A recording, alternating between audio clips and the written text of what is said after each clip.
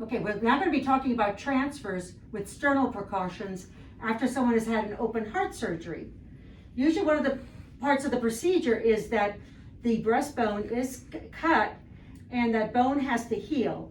So in order for that bone to heal well, we have to avoid, really opening up the chest and reaching back. You have to avoid reaching up over your head. You have to avoid heavy pushing and no lifting anything greater than 10 pounds. So in order to stand without her pushing from the chair, we're going to have her cross her arms. You might want to scoot forward a little bit first. And usually we use momentum. We'll just count to 3.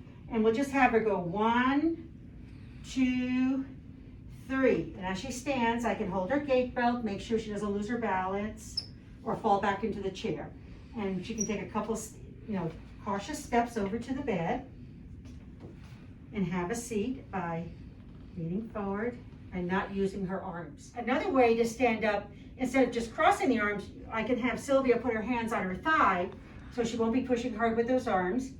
And we're going to use the front wheel walker this time for just some balance support, not to be pressing any pressure on it to break those precautions for the sternum.